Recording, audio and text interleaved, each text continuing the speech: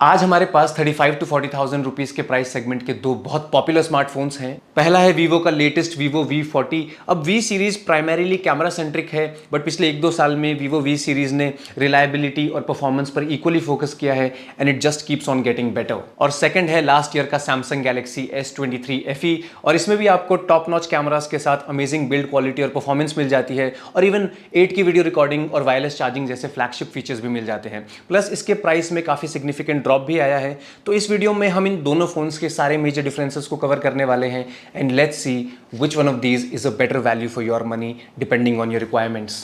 पहले डिज़ाइन की बात की जाए तो वीवो में आपको बहुत रिफ्रेशिंग न्यू लुक मिलता है। कैमरा मॉड्यूल बहुत यूनिक है और बैक में आपको सॉफ्ट सेटिन फिनिश मिलती है विच definitely feels more premium in hand. दूसरी तरफ सैमसंग में आपको हर सैमसंग फ़ोन की तरह same expose triple camera design मिलता है, जो कि ऑनेस्टली अब काफ़ी आउटडेटेड लुक देता है। बट येस, बिल्ड के केस में S23 FE को बीट करना बहुत ज़्यादा मुश्किल है, क्योंकि फर्स्ट ऑफ ऑल इसमें आपको एक मेटल फ्रेम मिलता है as compare to the plastic frame on this Vivo V40, and then आपको S23 FE में Gorilla Glass Victus Plus protection देखने को मिल जाती है। दूसरी तरफ वीवो V40 में आपको शॉर्ट अल्फा प्रोटेक्शन दी गई है। अब शॉर्ट अल्फा प्रोटेक्शन मैंने वीवो के लास्ट कई फोन्स में यूज़ किया है और ये काफ़ी टफ है, बट स्टिल क्योंकि ये कर्व स्क्रीन फ़ोन है, इसके डैमेज होने के chances normal flat screen phones के कंपैरिजन में काफ़ी ज़्यादा होते हैं, तो गोरिल्ला ग्लास प्रोटेक्शन डेफिनेटली एक बेटर ऑप्शन रहता।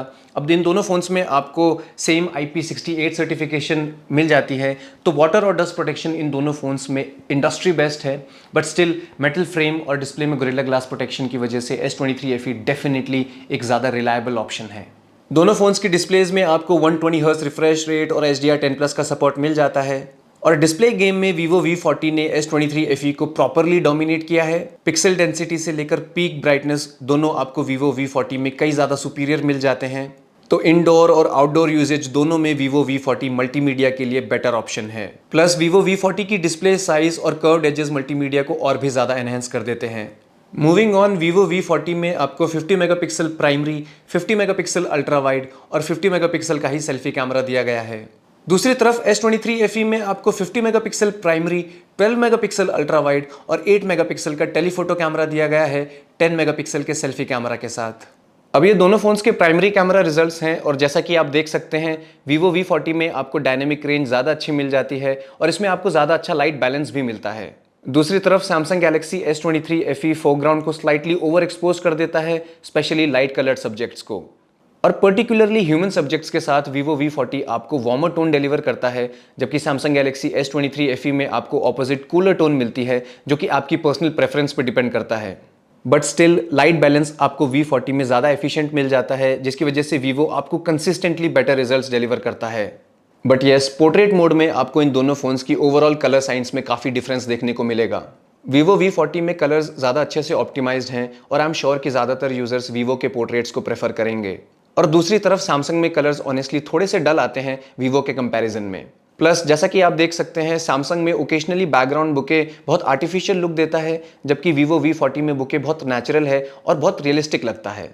दोनों ही फोन्स में आपको पोर्ट्रेट मोड में जूमिंग ऑप्शंस भी मिलते हैं, और यहाँ भी आपको सैमसंग में आर्टिफिशियल बुके का इशू देखने को मिल जाएगा, which is honestly very disappointing, क्योंकि सैमसंग में आपको एक टेलीफोटो कैमरा भी दिया गया है and still Vivo V40 portraits में सैमसंग से ज़्यादा एफिशिएंट परफॉर्म करता है।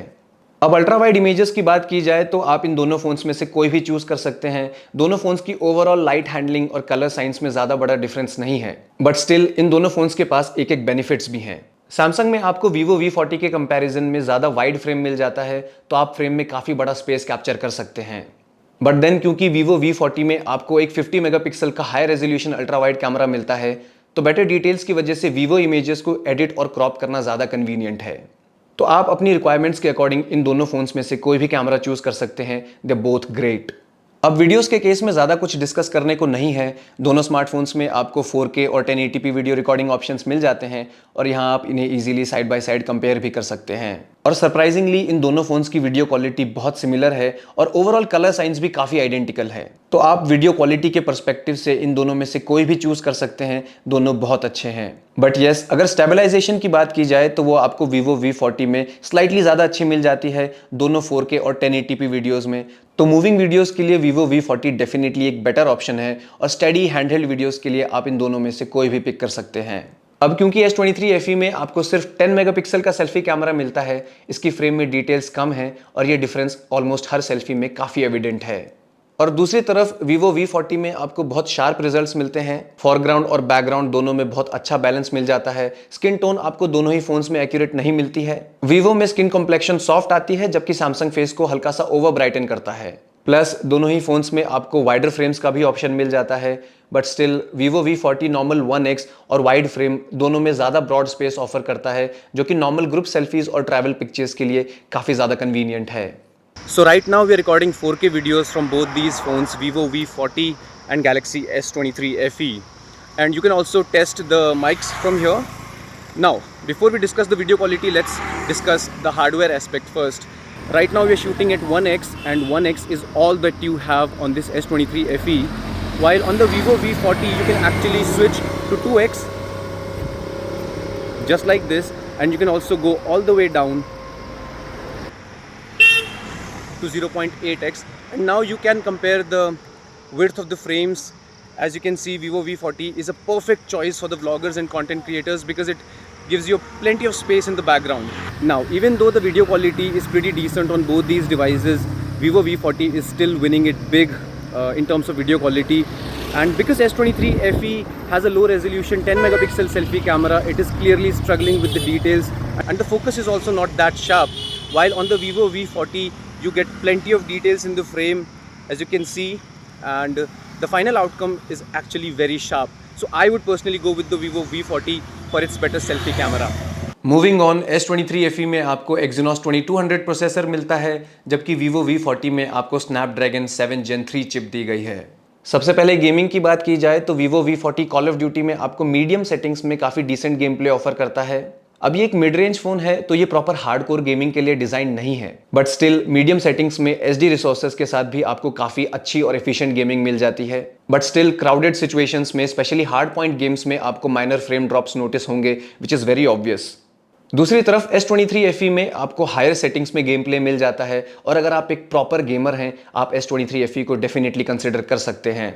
अभी तक हमें इसमें किसी तरह की लैगिंग या ड्रॉप्स नोटिस नहीं हुए हैं, बट येस, इसमें हीटिंग एक बड़ा इशू है और ये आपको हर गेम प्ले में नोटिस भी होगा, जिसकी वजह से गेमिंग परफॉर्मेंस भी इंपैक्ट होती है और बैटरी ड्रेनेज भी काफ़ी फास्ट होता है। तो इन माय ओपिनियन गेमर्स के लिए इस प्राइस रेंज में काफ़ी बेटर ऑल्टरनेटिव्स हैं, जिनमें आपको एफिशिएंट हीट कंट्रोल के साथ साथ लॉन्ग लास्टिंग बैटरी भी मिल जाएगी। तो जहां तक गेमिंग की बात है, S23 FE में आपको डेफिनेटली ज़्यादा अच्छी सेटिंग्स में ज़्यादा बेटर और स्मूथ गेम प्ले मिल जाता है, but at the same time इसमें आपको बहुत सीरियस हीटिंग इश्यूज भी नोटिस होंगे। प्लस इसमें आपको सिर्फ 4500 mAh की एक छोटी बैटरी मिलती है, और ऑनेस्टली इसका बैटरी बैकअप बिलो एवरेज है। तो अगर आप एक हार्डकोर गेमर हैं तो S23 FE को आपको दिन में एटलीस्ट 2 से 3 बार चार्ज करना होगा, और इससे आपकी ओवरऑल गेमिंग पर काफ़ी बड़ा इंपैक्ट पड़ सकता है। और ये सिर्फ गेमिंग तक ही लिमिटेड नहीं है, अगर आप बहुत ज़्यादा कैमरा यूजेज करते हैं, 4K रिकॉर्डिंग आप करते हैं और आपका मल्टीमीडिया कंजम्पशन ज़्यादा है, तो भी S23 FE को आपको दिन में मल्टीपल टाइम्स चार्ज करना पड़ेगा। दूसरी तरफ Vivo V40 में आपको 5500 mAh की एक बड़ी बैटरी दी गई है, वो भी 80 वॉट्स की फास्ट चार्जिंग सपोर्ट के साथ। तो इसमें आपको ईजिली एक पूरे दिन का बैटरी बैकअप मिल जाएगा, और ये लॉन्ग रन में एक बेटर ऑप्शन है। आई नो S23 FE में आपको वायरलेस और रिवर्स वायरलेस चार्जिंग जैसे फ्लैगशिप फीचर्स भी मिल जाते हैं, बट वो तब ज़्यादा मैटर करता है जब आपके फ़ोन का एक्चुअल बैटरी बैकअप बहुत ज़्यादा अच्छा हो, और लॉन्ग रन में फास्ट वायर्ड चार्जिंग और एक्चुअल बैटरी बैकअप ज़्यादा प्रैक्टिकल और कन्वीनियंट है, और वो दोनों आपको Vivo V40 में ज़्यादा अच्छे मिल जाते हैं। मूविंग ऑन, जहां Vivo V40 में आपको latest Android 14 out of the box मिल जाता है, S23 FE में आपको Android 13 दिया गया है, but it is upgradeable to Android 14 also. But eventually इन दोनों फोन्स में आपको लास्ट Android 17 अपडेट देखने को मिलेगा, तो अपडेट्स के केस में इन दोनों फोन्स में कोई भी डिफरेंस नहीं है। सॉफ्टवेयर की बात की जाए तो Samsung One UI ज़्यादा क्लीन और सेफ है as compare to FunTouch 14 operating system on the Vivo V40। V40 में आपको काफ़ी सारे प्री इंस्टॉल्ड एप्लीकेशंस और ब्लोटवेयर्स भी देखने को मिल जाएंगे, और इन्हें आपको सेटिंग से डिसेबल करना होगा। तो यूज़र एक्सपीरियंस डेफिनेटली Samsung में ज़्यादा अच्छा है।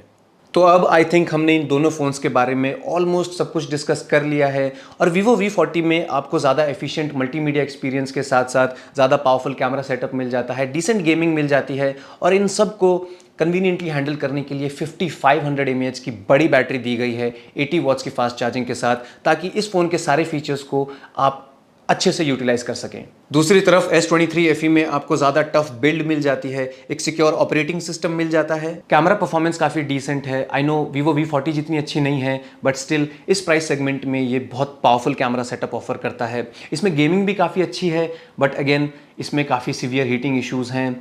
और लास्टली इसका बैटरी बैकअप इसकी सबसे बड़ी प्रॉब्लम है। And it does not matter कि आप इसे किस चीज़ के लिए यूज़ करते हैं, कैमरास के लिए, गेमिंग के लिए, मल्टीमीडिया के लिए, या फिर सिर्फ नॉर्मल यूजेज के लिए, इसका बैटरी बैकअप हर चीज़ को इम्पैक्ट करता है। और शायद इसी वजह से S23 FE के प्राइस में इतना जल्दी इतना सिग्निफिकेंट ड्रॉप देखने को मिला है। तो of course Samsung Galaxy S23 FE एक फीचर लोडेड फ़ोन है और इसमें आपको कई सारे फ्लैगशिप फीचर्स भी देखने को मिल जाते हैं, बट बिना बैटरी बैकअप के आप उन सारे फीचर्स को अच्छी तरह से यूटिलाइज नहीं कर पाएंगे। So in my opinion this Vivo V40 is a clear winner, क्योंकि ये बिल्ड से लेकर camera, display, performance, battery, charging speed, UI सब कुछ कवर करता है और ये एक ज़्यादा कंप्लीट फ़ोन है and it is also a better value for your money. So you should definitely invest your money on this Vivo V40. This phone will not disappoint you. And lastly, I would like to thank our phone distributor New Meher Communication Dehradun for letting us use these phones for the review purpose. You'll find the details in the description. Do check them out, and for more such content, stay tuned.